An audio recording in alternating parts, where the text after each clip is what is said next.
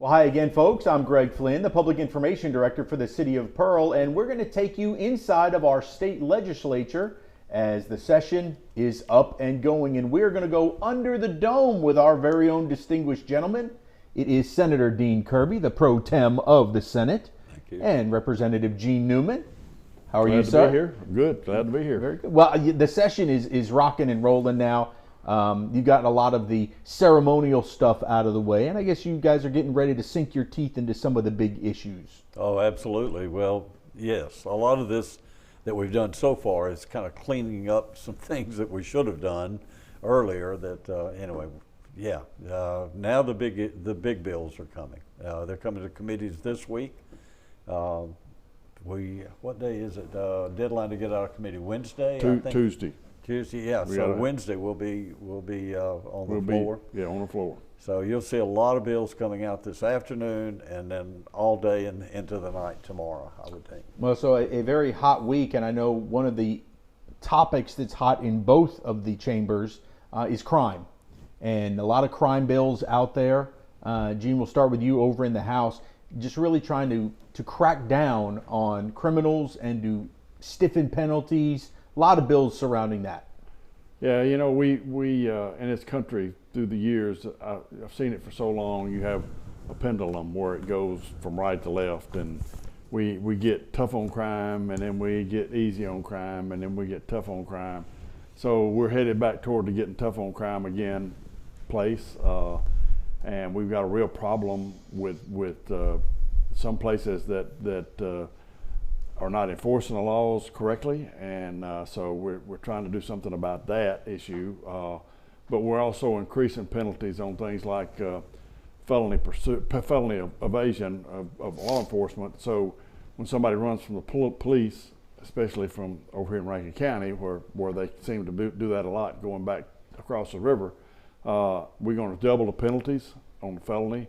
So instead of being a minor felony, it becomes a major felony, and hopefully that will stop some of that. They won't stop. It won't ever stop at all, but it'll stop some of it. But we're trying to make some things that probably shouldn't be penalized like they are, lesser penalties, but cranking up those, especially anything to do with violence. Try to solve some of that issue. So you want to institute the minimum, increase the minimums on pretty much everything for stolen property, certainly for felony fleeing from law enforcement. I've even seen where they're trying to combat public corruption, that they want to extend out the time so that the statute of limitations runs a little bit further for people trying to bribe government officials or get those hinky contracts. Yeah. Well, we have, and we're doing a lot of things. One thing that Gene didn't mention, Capitol Police. The Capitol Police, just very few years ago, we had like 35. We'll have at the end of this year 150. We've expanded or extended I think it's expanded is a proper word, the Capitol Police into areas. We're making the Capitol District much larger.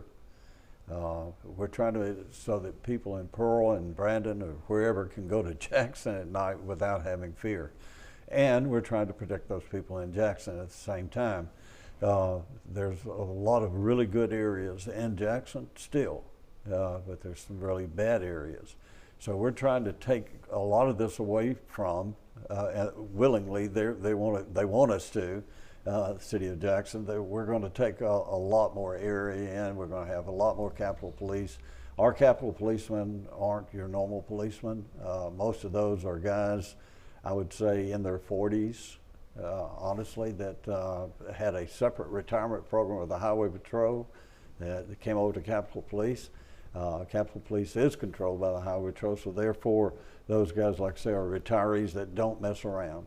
These guys, someone said, oh my gosh, they're becoming Texas Rangers. And I said, well, if they are, they are. I've had some people that live in Jackson saying people are scared to death of the Jackson police over there that are breaking the law. Well, that's wonderful. That's exactly what we want. And Sean Tyndall's doing a wonderful job as commissioner. At a town meeting, I don't know if you saw it or not on TV, but a town meeting in Jackson, they tried to tell him how mean he was and how he was picking on certain groups and all this. And he said, yeah, I am. I'm picking on the groups that break the law. I don't care what color you are. I don't care what religion you are. I don't care anything except either you're going by the law or you're not. And if you're not going by the law, we're going to get you. I love it.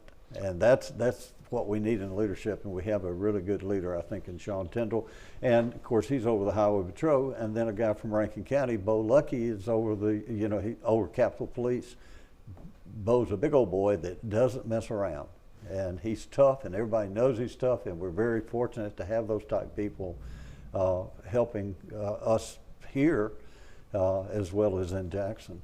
Well, I've heard it said that the Capitol Police are kind of taking the same mentality that Rankin County law enforcement has. Well, that's right. That it's a lot more no nonsense. Hey, we're not going to mess around with you. If you run, we're going to chase you. If you fire at us, we're going to fire back. That's right. That it's really taking what we've been accustomed to here in Rankin County, hence the low crime numbers for the entire county. And I think, are you seeing it now in Jackson around the Capitol? Yes, that for a long time, you could stand on the Capitol steps and hear gunshots around the Capitol. I mean, even during broad daylight. They've stopped that. They've arrested enough people and solved enough of those issues that they've stopped. You don't hear those gunshots all the time anymore.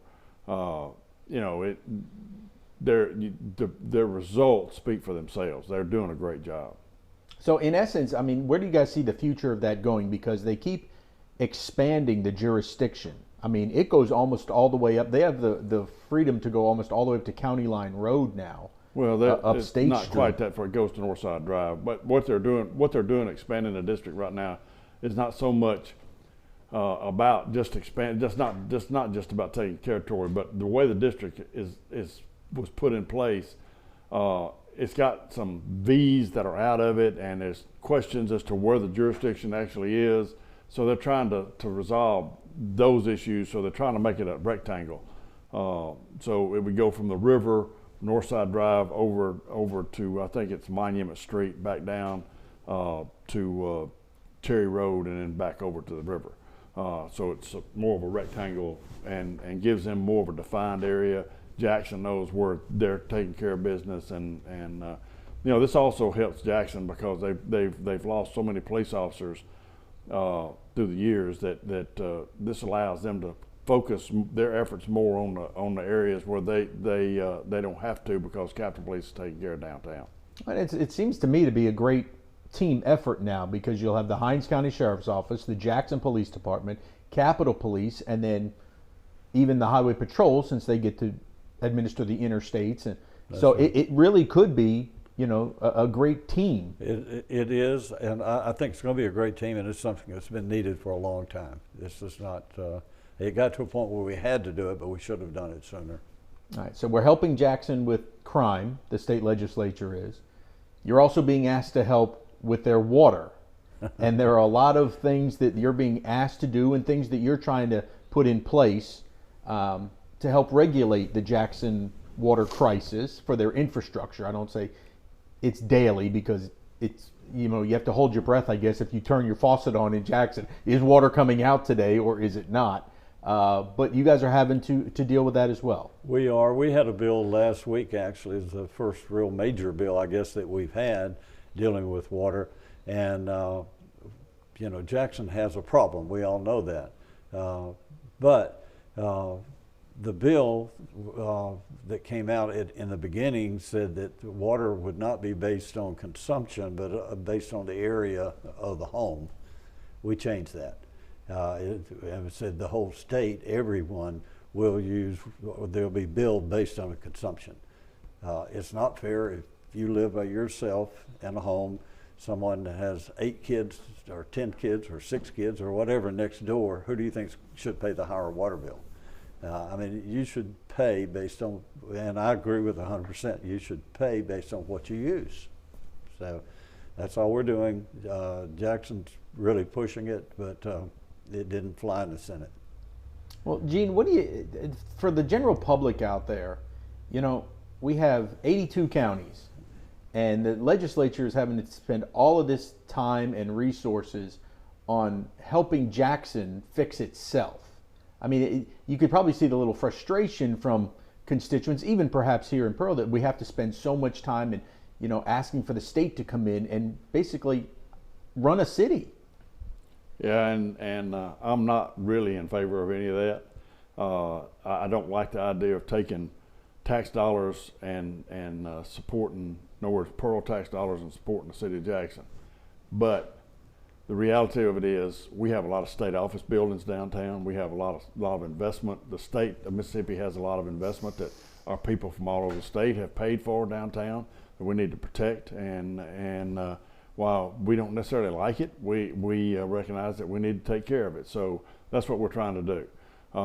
We're not going to pay a lot of money to fix Jackson's systems that they messed up. They're going to have to deal with that on their own. The federal government's come in and dumped a bunch of money in there. I remains to be seen what happens with that. But the state of Mississippi is not going to pay to fix Jackson's problems. They got to fix it themselves. But we're going to make sure that it gets done. It's just like when the O.B. Curtis water system went down, the governor stepped in and got it done. They can say what they want to about the state not doing anything, but Governor Tate Reeves got that system back up. He brought the people in necessary to fix it, open it back up, get it back open, and get the water flowing again. Yeah, and I want to brag on the leadership of the cities here because, we have our own water. Matter of fact, my son came in a couple of weeks ago and I brought bottled water, and he said, "I don't know why I brought bottled water. The Pearl water's better than the bottled water, So, and it probably is, if the truth's not about it. But what the leadership did several years ago, got together and said we need our own sewer as well.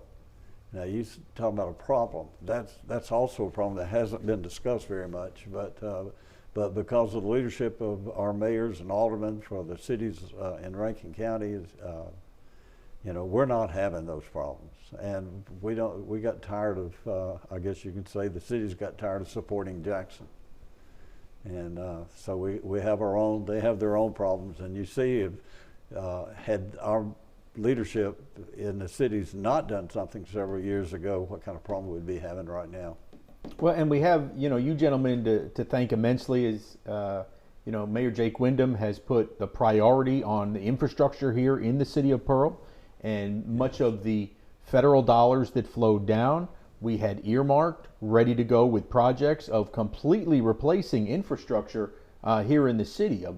First they did the smoke testing, then they did the camera testing to check our pipes to see where the leaks were, where we were about to lose pipes perhaps. And then now when we get to replace when there's an issue versus having to patch something because there's the funds to put a new pipe in where it's been required. Yeah, I actually had someone from Jackson ask, could they rent one of our mayors for a while? I told them no. But you guys have worked very hard to help us acquire, and help us walk us through the process of getting the I's dotted, the T's crossed to be able to get that infrastructure money here to the city of Pearl. We have. Believe me, Pearl's received its fair share. Let's put it that way. And Rankin County, and to add to that, Rankin County has tackled something that no other county in the state has done, and that's the storm water in all these creeks. They've received a lot of money from ARPA to go in and try to solve some of the flooding problems that we have off the creeks through the whole county. They had plans when this came available. They had the plans already put together. They had already been working on it, so they were able to jump out front and receive the funds necessary to get a lot of this done. So it's the whole county. I mean, all of the cities, even cities like Puckett, they're doing what is necessary to take care of their business, and you see that in Rankin County all the time. One of the things that I think that you all have taken as a priority is that you don't want us to become another Jackson, that it's been neglected so long, their system, that it's crumbling, and if you get to a critical mass point where it's all going to fail, which we've seen. Now, places in Rankin County, Pearl, have done a great job of putting Band-Aids on things, but we also have that plan of maintenance once we replace it, and that's what's going to be key, so that you don't have to worry, okay, I'm going to go take a shower, there's no water, or I'm going to flush the toilet, there's no way to flush the toilet. Yeah, don't sing in the shower, you might get water in your mouth. But that's honestly what it is, because it's not the sexy stuff, right? It's not the showy stuff, but it is what we take for granted that we want to make sure is working. And that's all of it. That's everything. That's not just the water system. That's the streets and everything else. I mean, you look at what the city of Pearl's done with these ponds that they've put in the place. retention ponds. Detention ponds to try to stop some of the flooding that we've had historically for years. And you look at the things that they've done. So they've planned so far. We've gotten some plans put in place to solve a lot of stuff.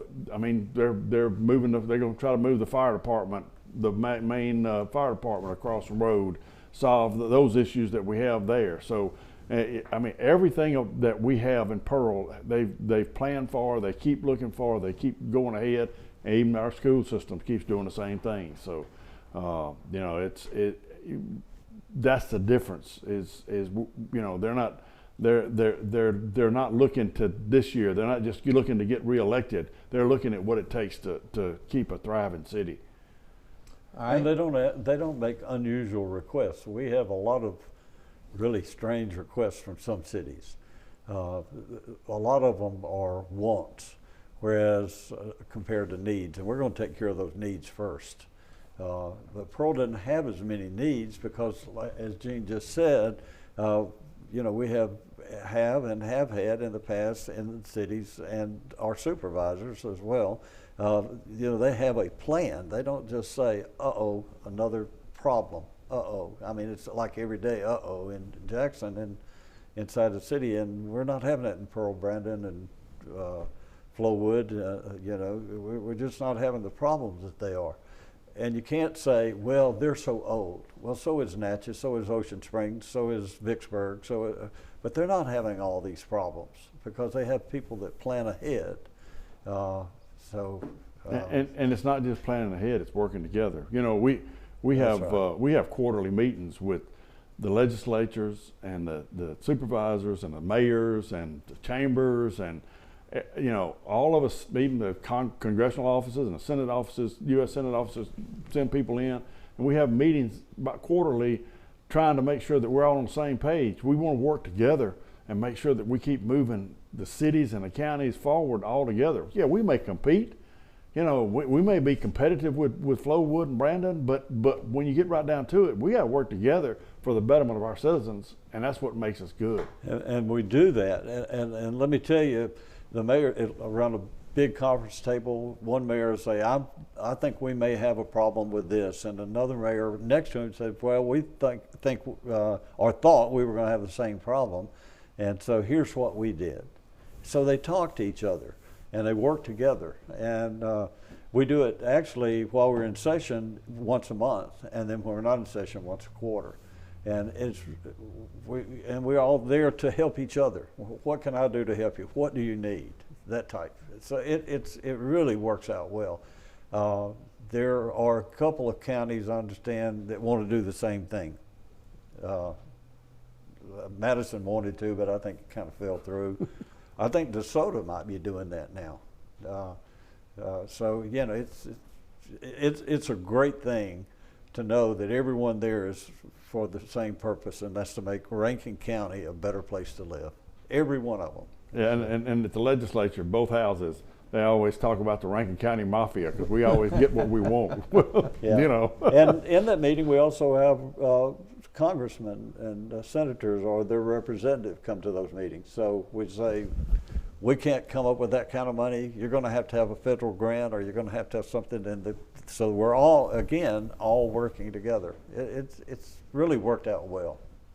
Well, gentlemen, I want to thank you guys for coming in. I know we're going to have a lot to talk about next week because this week, coming up, the governor's going to be doing the State of the State address, and we'll be able to break down a few of the things that he talks about. during his State of the State and see, maybe next week we'll get the State of the State according to Representative Newman and Senator Kirby, how they view the State of the State. That'll be a lot of fun. Oh, yeah. Gentlemen, keep up the good fight. I know it's a you. lot of hard work. It is unsung hero type work that you guys have to battle through up there, and I appreciate you guys taking the time. Well, thank you very much for letting us be here and to tell the people what's happening. Well, you guys can check out any of the bills during the session by going to the Mississippi Legislature website, ms.legislature.gov, and you can see what's passed, what's still alive, and perhaps even what has been killed as we work throughout the session. That's going to do it for this Under the Dome. We will talk to you again next week.